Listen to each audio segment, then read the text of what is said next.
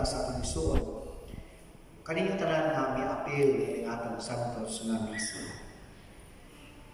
Diha sa libro sa Ecclesiasticus, nagkanayon na ang tanan adunay panahon. Adunay panahon sa pagkatao, adunay panahon sa pagkamatayon. Adunay panahon sa pagtanong, o adunay panahon sa pag-ani. Buti pasabot, nga kining mga utang, kining kalibutan, adunay yung mga tagsa-tagsa na panahon. Karon, nakita sa panahon din, ang ating suon, mubiya na nining kalibutan. Amoy niya ako sa pinakasubo ay gayon o panahon sa kinabuhi sa tao. Nga, mubiya kita ng kalibutan. Muning pinaka-lisod dawato, subo, labi na sa pamilya. You know, one time, hindi ko kilala ang Keanu Reeves.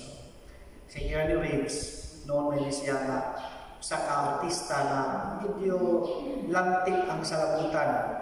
Labi na diha sa realidad sa kinabuhi. One time, sa interview, ipamutan na si Keanu Reeves, gingnan siya sa host o sa TV program na kung sa may mahitabo sa tao, yung mamatay siya. What will happen to a person? Will a person die?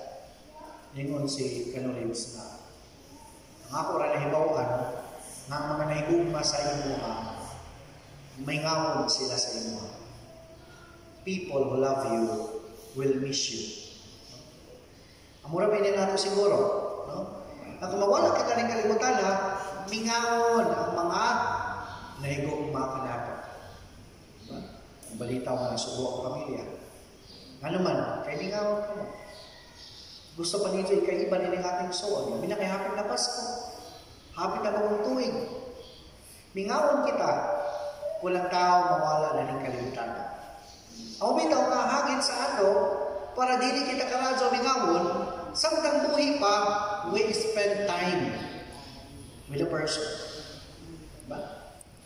Ibsahay, wala ko problema, realidad nato na kung buhi pa gani, di nato tagaan ng panahon. Hindi ka matay, magilak-ilak ta, kay gimingaw ta. So di man ka ang buhi pa, kaya man mo tagaan panahon. Labi na kita mga Pilipino kay grabe ang ato ang family culture. Kanang close family bond. No? Nga, di man na para sa mga tao sa gawa sa nasod na pag 18 anyos na bata, hawa na sa pamilya. Pasagda na sa ato, bisan tiguyang na, naminyo na, natigulang upo na, tibok pagyapon sa mama, tibok pagyapon sa papa. Amo lang nga, mingawon ta tungod sa ato ang bond sa family. Pero sa akin, kinato ka rin ka dyan, mo lagi na, ma-neglect na ito ang isa katao. Mapasakdan. Amo na, na hindi ka matay, dito mo na ito ma-realize ka, ay, mingawon mo ba sa ako ini? Labi na dyan, permanente ka mo mag-away. Diyan away ni mo nga sakop sa pamilya. Hindi ka matayan na, ikaw may number 1 mo adya. Kay mingawon ka. Labi na kay maaway ka mo. Muna nang hagit sa ato, we spend time with the person love. Wayalain makapabuhi sa tao, kanang tagaan siya panahon. Amen. No? Mabitaw ni ining Pasko, nga kita mga Pilipino, ganahan ka dito po silibra ng Pasko, iba na ito pamilya.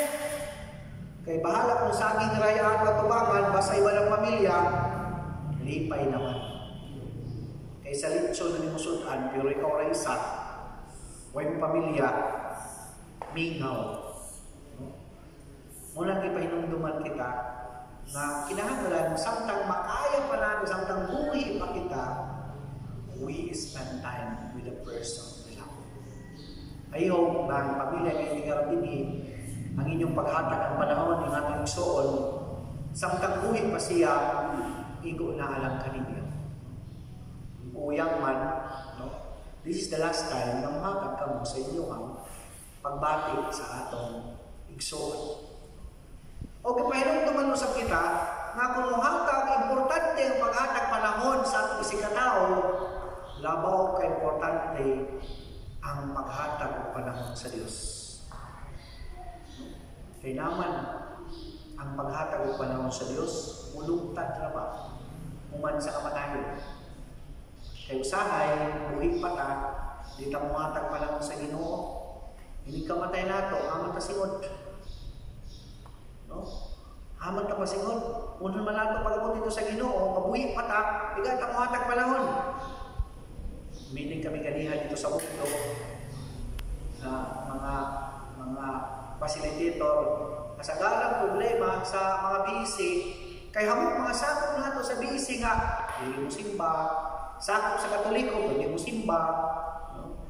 Dili mo apil sa mga kalimukan sa kapilya, naunong nakan man nato ini. No? Labo ng mga iglesia ni Kristo, kung dili galing ka mo simba, balingon man yung card. O mga lain na niyon, pag ikaw mo simba, bisitahon mo ko sa bayay. Nga to sa mga sakop, atong sakop, pero dili mo atang panahon sa simbahan. Makakilayaran ng simbahan kung mamadyo ng sakramento. Makakilayaran sa Paris Priest kung magpamunyag. No? Kaya doon ako one time na may kipangutanan ko ng diringa. Kasi medyo Paris Priest. Abag ko naman ako Paris Priest. Si Father Glenn Rapilo.